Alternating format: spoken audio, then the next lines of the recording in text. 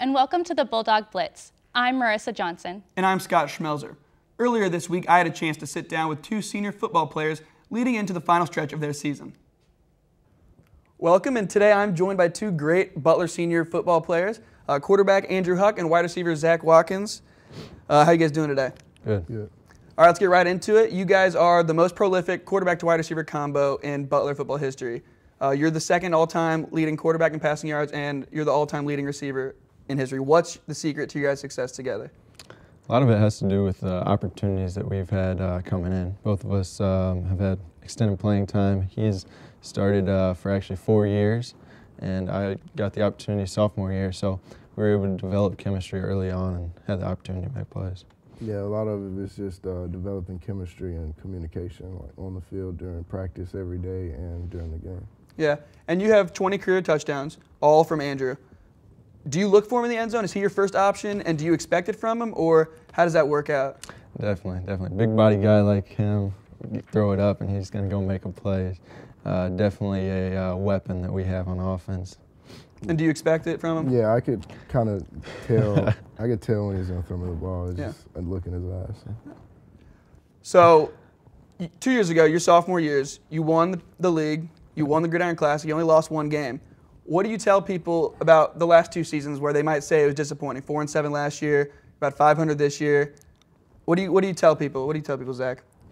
I mean, it's disappointing. I mean, can't deny that. But I mean, a lot. We lost some senior leaders, people stepping up into new roles, coaches changing, moving around. It's just, I mean, every year, no matter how many people we return, it's a different year. We got to put the past behind us and move on, and things just haven't worked out the same, I guess. And as the quarterback for that whole time, how does it make you feel? It's definitely disappointing. We expect more this year in particular, that we had a strong senior class coming through, and we expected to be at the top of the Pioneer Football League. So it's disappointing, but you got to look at it from the type of things that you've learned through losing and you know, the bigger picture. And as the two highlight guys on the team, how does Coach Voris keep you guys up, keep your spirits up? Because I know you guys probably want to finish the season strong. Yeah. So how does he keep you guys up? He does a good job each week attacking it a different way, whether it's the homecoming game. We've never faced Marist, put in extra time to know what Marist has, or you know, a Valpo game where you can easily overlook it, but your focus still has to be the same, especially for that rivalry. Yeah, he just does a good job of, at the beginning of the week, highlighting things that we still have to play for, whether it be winning a rivalry game, winning homecoming, things like that. So it's a week by week process for you guys? Yeah, right. Definitely. And so senior days on Saturday. Yeah. What are your emotions going into that game? I mean, it'd definitely be sad, of course, but at the same time, we still got a couple games left, so well, I won't be too emotional about it because it's another game and we got 2 left. So. Yeah, definitely a emotional roller coaster going out there for the last time and knowing that's the final game we'll play out there. A lot of great memories, and that's the kind of things you look back on. And Andrew, you alluded to it earlier, how you got kind of thrown in there sophomore year. Yeah. How How did getting thrown in there in that interesting situation, because I don't think you probably expected to start much sophomore year, so how did that help you grow? How did that make you a better quarterback? You know, it's a lot of my success has to do with my teammates. I had really good teammates sophomore year, and they helped that bridge between Matt Colby and myself. It's taught me a lot, especially on the leadership role, and you kind of fall into that position, and you're the guy that people look towards. So my big thing was not overstepping my personality and understanding who I am and best way out. Is there a specific coach or player who's helped you the most throughout this process? Yeah, sophomore year, I really look at, we had a senior captain or senior leader as Brian Crable. He really helped me out and you know, talked to me in those few weeks before Albion week. That's great. And Zach, what do you want to do with a football career potentially after graduation? I definitely want to play at the next level, whether it be the NFL or in Canada or around, and basically just got to keep working after the season, training, and let's see. Is there a specific skill set that you feel like you need to develop a little bit more to play at the next level? Yeah, definitely try to get faster, much faster. That's probably the main thing. Yeah, speed. Andrew, do you have any big plans after graduation? Looking to go to medical school. Oh wow, That's a big thing that I'm focusing on. Very nice. So 3 games left. How are they going to go? How's the season looking to end? I mean, we still have high expectations. We definitely want to win out. We've been talking about it. We get to senior day. We obviously want to win that last one in the bowl, and we play Jacksonville. Butler, we've never beat Jacksonville, so we really want to beat them. And then obviously just want to finish out strong the last game and end with the victory, because last year I remember we ended with the loss, and the look in the seniors' eyes, it was an awful feeling for everybody. Yeah, a lot of that is kind of goes back to what Coach Voris does.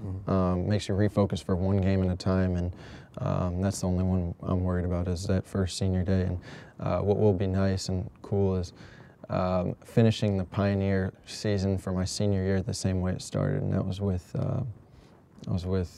Morehead State, down at Morehead State. So finally, we'll start with you, Zach. What kind of mark do you feel like you've left on this program? Do you feel like you've succeeded your goals, surpassed them maybe, or maybe didn't quite reach them? I feel like obviously we won 11-1 that one year, won a championship. Obviously would have liked to win a lot more games, but I feel like we've left a winning taste in the program. So. And something that you think that they can build on in the future with future wide receivers? Yeah, definitely. How about you? Expectations were definitely set high after that sophomore year, and all of us expected those junior and senior year, but so many pieces had to fall in place in order to achieve that goal. And I mean, we're leaving. There's a hole of a lot of the seniors are vacating positions that there are people there that are more than capable of filling them in. So my big thing is leaving the quarterbacks in a better position than they originally started. And I think Zach is doing the same thing. Absolutely. Well, congratulations, you guys. I think you've definitely left your mark on the program, and thanks for joining me today. Thank you.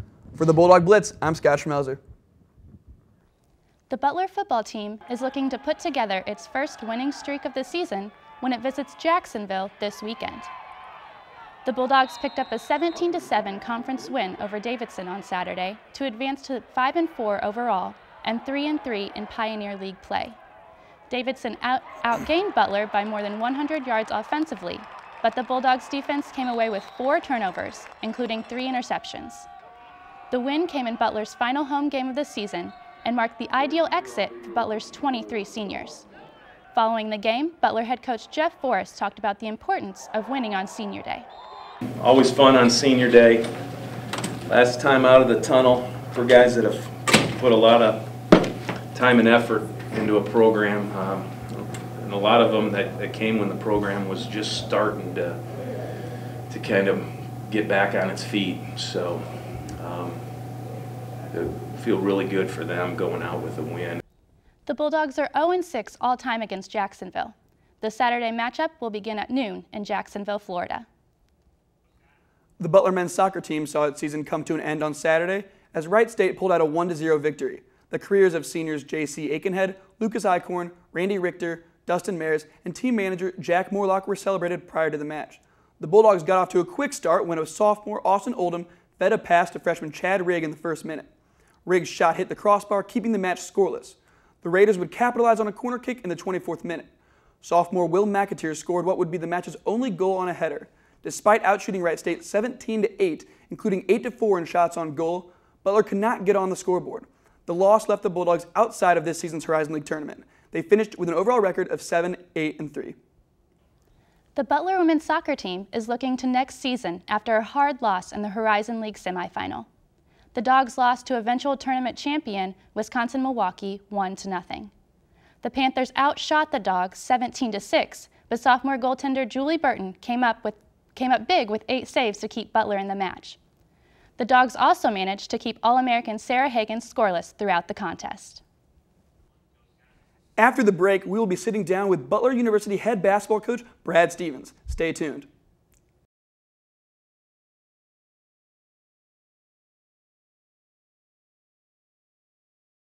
Welcome back to the Bulldog Blitz. With the Butler basketball season underway, Alyssa Garfinkel got a glimpse of the Bulldogs in action for their final exhibition game. The Butler men's basketball team will take this week to prepare for their opening regular season game. The Dogs are coming off of a huge 91-53 win against Franklin, where they took an early lead and never looked back. Junior Andrew Smith led the Dogs with 19 points. 12 of the 15 players for the Bulldogs saw action on the court. We got a lot of guys, quality minutes. They were all fairly productive when they were in there. And it was a step in the right direction from Wednesday. Coach Stevens and junior Chase DeGaulle gave a lot of credit to the newcomers and guys coming off the bench. Freshmen Cameron Wood and Roosevelt Jones both saw at least 20 minutes in their exhibition game. I felt like the starters did a good job last game when they all played together, and as a group they really had they had a positive result last game, so I didn't want to change that, but I thought our bench did do some good things. But a lot of it came late when they were playing the majority of the minutes. I think, like Coach said, they take strides in the correct way, and it was nice to get them out there and get them some minutes and get them some reps, in a live game. So it's just going to keep getting better as the season goes on. The men's basketball team will travel to Evansville on November 12th. This is the first game of the regular season, one which Coach Stevens says will help identify their strengths and weaknesses. So, the good part about playing a team as good as Evansville is they're gonna test you. We're gonna have a lot of film, good or bad, to evaluate about how solid we are for 40 minutes. Our very own Marissa Johnson got to sit down with head coach Brad Stevens to discuss the season going into their opener. I'm in the Wildman Room in Hinkle Fieldhouse with Brad Stevens, head coach of the men's basketball team. Coach Stevens, thank you for taking time out of your busy schedule to sit down with me. Thanks for having me. Regular season's getting ready to start up. First game against Evansville, which your team lost to last year. They have 2 good starters coming back. How are you preparing to get your team ready for the season in general?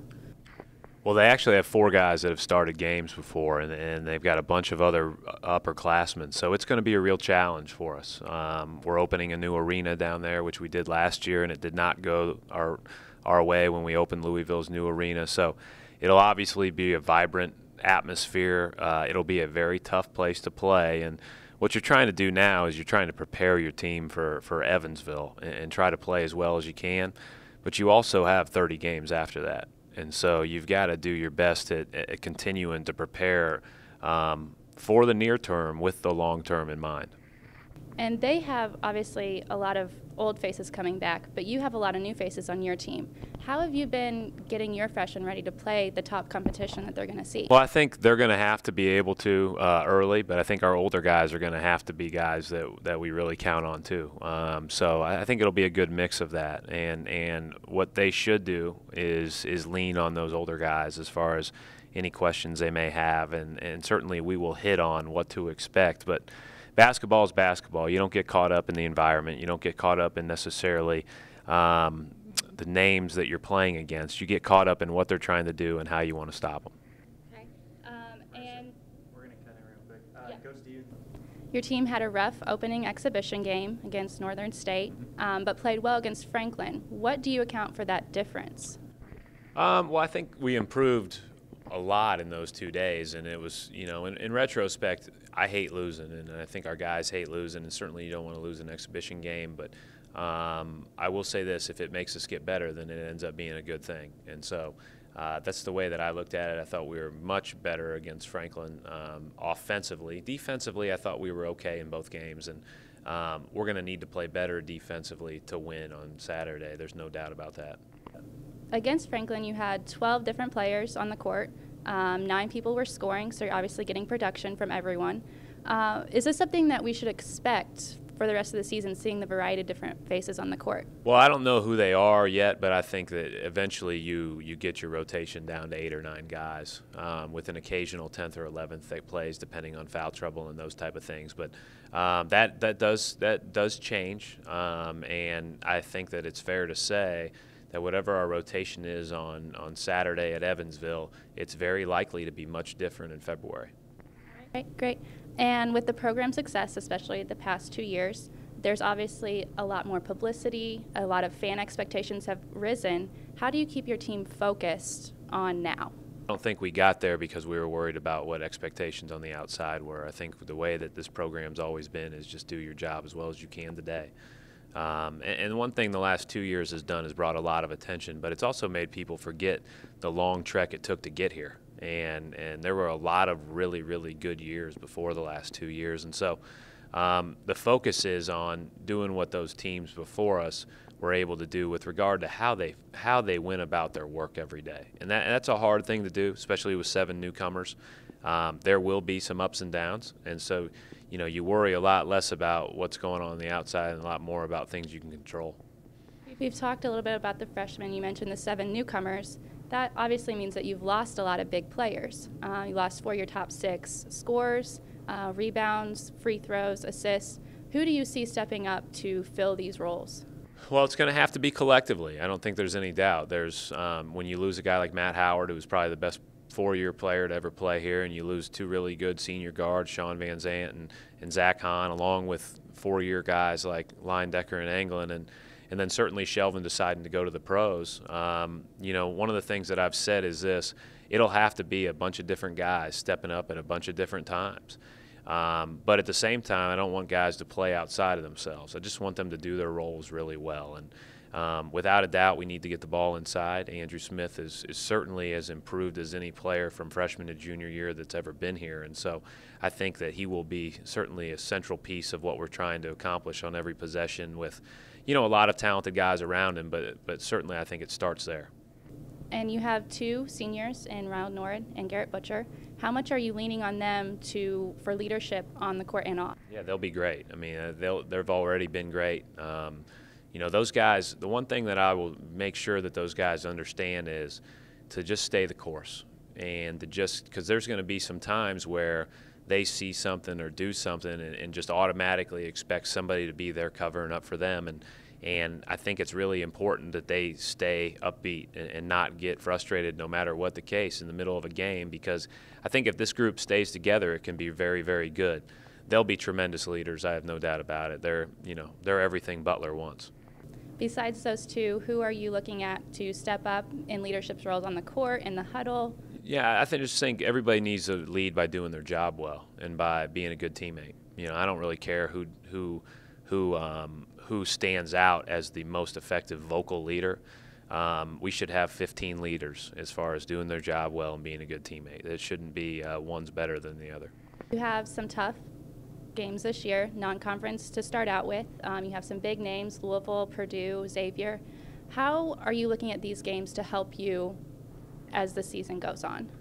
Well, I'm not really looking at any of them right now. I'm only looking at Evansville, and then you get so caught up in just what's next. I think it has nothing to do with necessarily to me, it is about, yes, it does help you get better. And so you do go and you try to evaluate based on what happened in those games. I think certainly our last 2 teams have been very good. They ended up really good.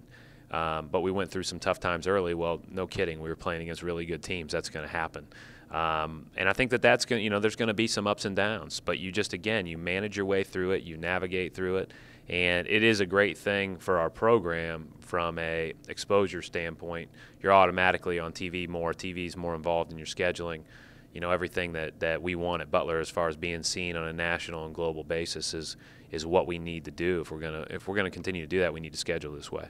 So with this kind of schedule, this kind of publicity, what are your realistic expectations for the course of the season, and what should people be expecting watching your games?